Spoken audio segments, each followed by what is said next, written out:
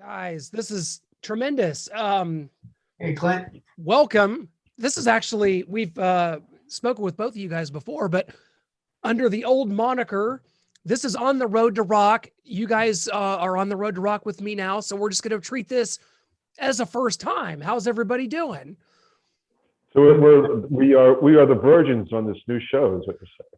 Yeah, I said that to the last person and they didn't really enjoy the joke. So I thought I'd never say that again. Mike, now you've given me the courage. I'm going to use that one again. You guys, busy year, obviously, crazy year, but what's it been like for you guys? I mean, this In Theory project has really gained a lot of ground, a lot of notoriety. You guys have worked together for so long and for so many years on different things. What's kind of, and we'll start with you, Tony. What's this In Theory, this project been like, and this collaboration here as we're kind of in the midst of it right now? Yeah, I mean, In Theory is an up and coming rock and roll band that me and Mike put together about 2.5 years ago, and we feel we fit into a niche of that, what they call that modern classic rock. Along with the Rival Sons and the Greta Van Fleets and Dirty Honeys of the world. But we have a very unique sound. We have 1 foot in the 70s and 1 foot modern. We're sort of like an all-encompassed thing because Mike is a guitarist, but he's the producer, and we construct the sound of the band that we want. And so about two, I believe, Mike, I think 2 more songs, we'll have our first EP complete. And then at that time, we'll put it out. I think we're going to put 1 more single out. And then we're going to put a EP together, and hopefully that's going to lead to us touring and getting out there and playing.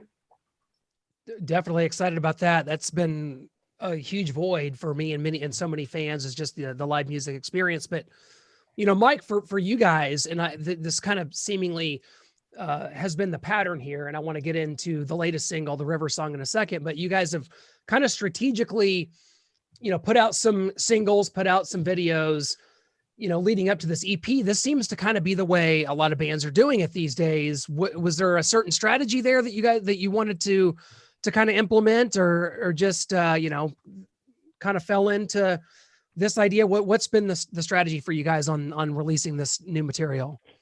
Well, the strategy, we're trying to have 1 foot, same thing. There's a 1 foot old school, one foot new school. Because I'm still a fan of capturing like a snippet in time when I listen to the Beatles' White record, or you listen, the White Album, or Aerosmith rocks, or a particular band. You catch that snippet in 1974. This is what they were feeling. Toys in the Attic is quite different than Rocks, or same thing, Kiss Destroyer is way different than Rock and Roll Over. And so I think what we're trying to do is capture a little balance of both, where the modern world, everybody's doing a single at a time. But we also feel that since we're a newer band, putting out 1 single at a time doesn't really capture the full scope of what the band is and what we're feeling at the moment. So we only released a couple at a time. And it's funny, the River Song was sort of something that we, out of all things, we put out under the radar. And that one's really blown up. I think we're almost close to 100,000 views on YouTube. And we didn't even, it was just something because the fans were craving to hear more. So we put it out under the radar, and that one is the one that's like really blew up. That really surprised us. But in the interim, Tony and I have just been recording and writing, and more recording, more writing, like we were saying. Yeah. We're doing a lot of time in the studio. And, in this past week, we did some, we're pretty close to it. I'm that guy that's, I'm never happy. I always hear little things here, little things there. But I think we're 1 day finished on this next song, and then we'll do 1 more, and then actually we'll have a full record ready to go.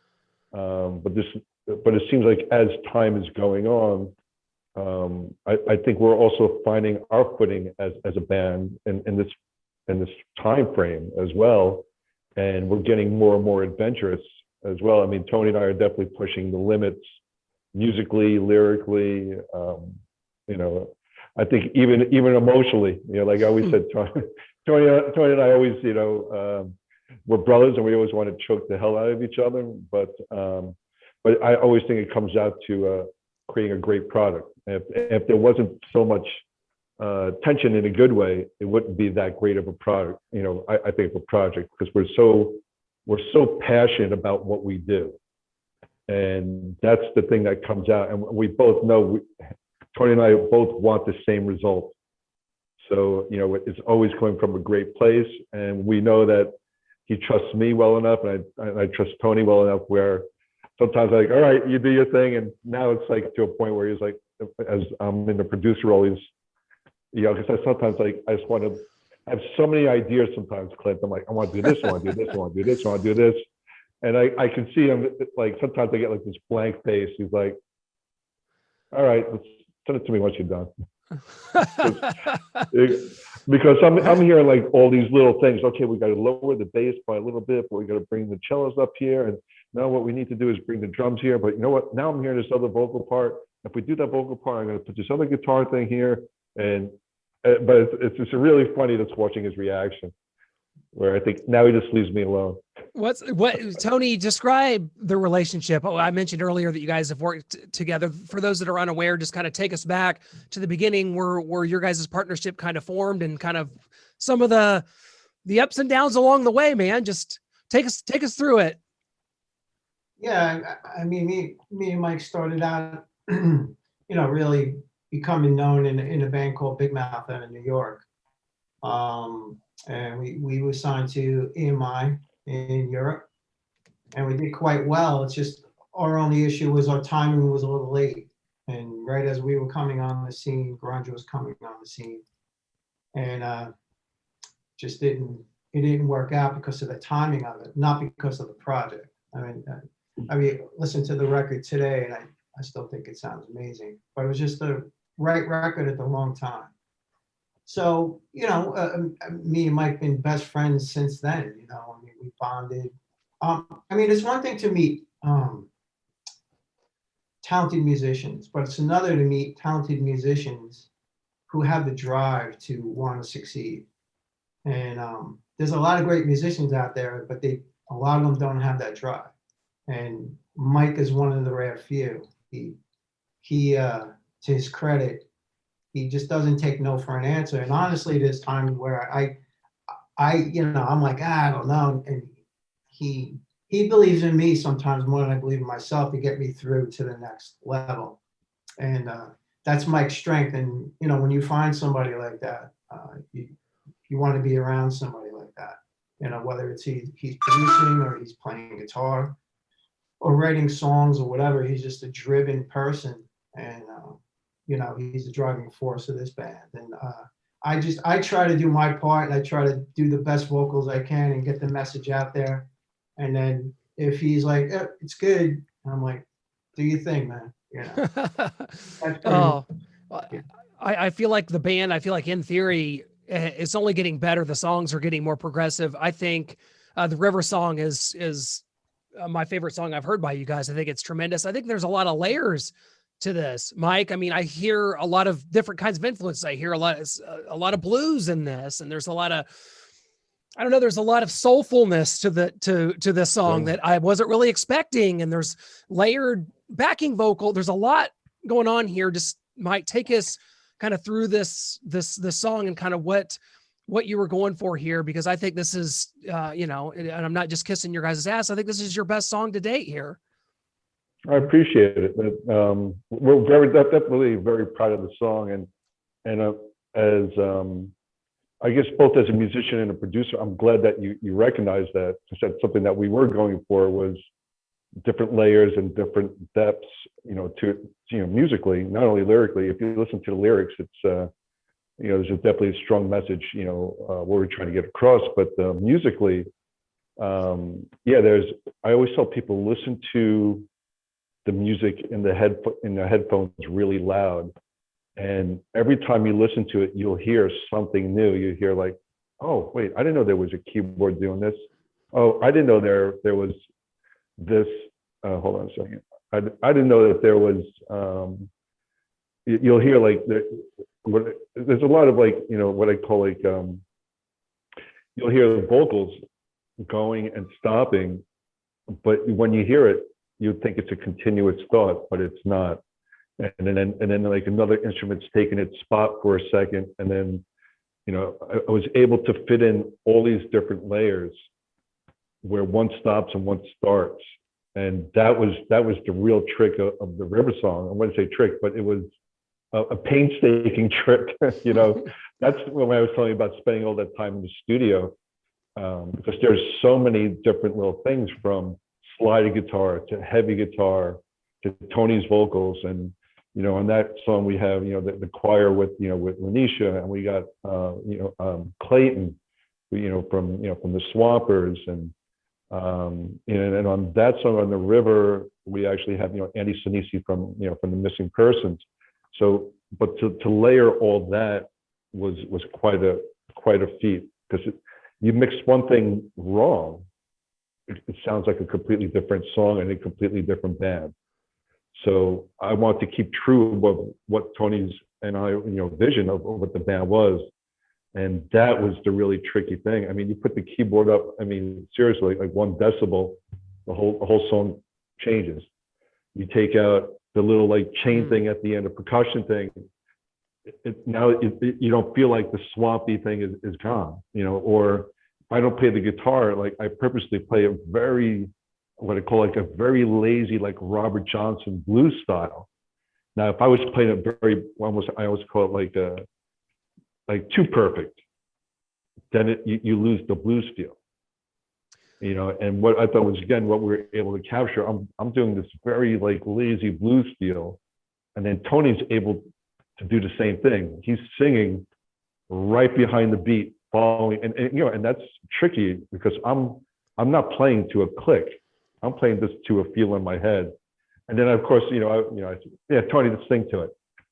So Right. right, let's sing to it. Don't worry about it. You got, and I know sometimes he's like, right, just give me the click. I'm like, no, let's sing to it. It'll be fine. And then he'll send me like, how many, I don't know, on the River was a lot. What was it, 40 or 50 takes at least?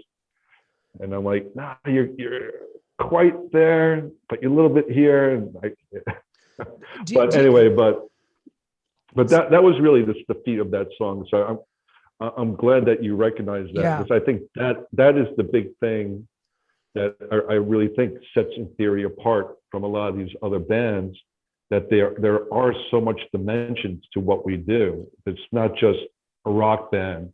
There is a touch of R&B, there is a touch of gospel, there is a touch of metal, and there's even like, I'm doing a little like Tom Morello, Rage Against the Machine, and you got a touch of Cornell, and Tony's got a little bit of a swagger, but Tyler as well. So it's all these little nuances that makes, I feel, maybe I'm biased, but I really think that's what, even though we do fit in the genre of this, what they call the new modern classic rock, I do think that's what separates us, and that's what makes us unique. The one comparison, and I think comparisons a lot of times are unfair, although I do think that a lot of what you said makes sense as far as the nuances that you hear. But one that I saw called In Theory a swampy sound garden. I like the alliteration there. I think I'm going to use that. I like that. Does that make sense at all? That sounds perfect. I mean, I can't take credit for it, but yeah, that was actually coined by our friend, and I think you know him, Patrick Calamari. Yeah, calls us the swamp rock, and we have to give him the credit to Patrick. Patrick, rock on. But when we say swampy, there's a very strong distinction between southern and swampy. So we're not, when people hear swampy, they think, it's southern, like a southern rock or southern feel. No, but it's a swampy feel. And if you live down like in Muscle Shoals or literally like by the swamps, you would get it. There's such a big distinction. That's why the rhythm section was called the Swampers, right there. There's a swampy grit, R&B rawness to it that it's southern, but it's swampy. And I think, again, that's another distinction. And then of course you add Tony, who is, I call him the, in a way, like, you know, he is a bit in a way like a, you know, like a the second coming of like a Cornell in many aspects, you know, or I call him like if Cornell and Tyler had a child, it would be Tony, you know. Yeah, so if you add that, I think that's what we are, and again, like how I am as a producer, and you add all those elements together, and that's what we are, you know, swamp rock, or a swampy Soundgarden, or we've been considered what they call us, a heavy Led Zeppelin. Ah, You know, That's I like that. or you know, if you took a heavy modern Zeppelin and put them in a swamp for a year, that's what in theory would be. So we get both comparisons. Well, I want to make sure everybody goes and checks out the video for the River Song on YouTube, which is tremendous. Tell us the ways that for our fans that are unaware, how they can, you know, keep track of you guys. I know there's the Facebook page. In theory, what's the best way for fans to keep track and to get all up to date, and so that they know when tour dates are coming and when the EP drops and things like that? Yeah, I mean, you can go to our, you know, Facebook. We pretty much have everything on there, like links to the, you know, where you could buy the single and stuff. Yep. It's, you know, In Theory Band, you know, at Facebook. And we have all the links there. We like whatever we post goes to that site. So all the updated posts go to that site, the videos on the site, bios on that site. You could buy some merch if you feel obliged. So we're just trying to do as much as we can, you know, for the fans, and trying to bridge, you know, what we're doing now, and try to get it out to the masses. Well, guys, I absolutely love what you're doing. I can't thank you enough for hopping on today. I hope everybody will check out the new single, which is the River Song. And like I said, I think it's your best work to date. So high hopes for the next song, and on into the stratosphere, man. What I hope is that here in 2021 or 2022, I get to come out and see you guys in a live setting. That's the hope, and that's the plan. So let's make it happen. Yes. Yes. Absolutely. Oh, You have to come down to, right, when we first get back on tour, you need to come out. I'm in. Absolutely. I'm up for it. Doesn't matter where or when I'm there. Guys, thank you so much. Appreciate it. Thank you, Clint. Soon, guys. Thank you. All right. Have a good one.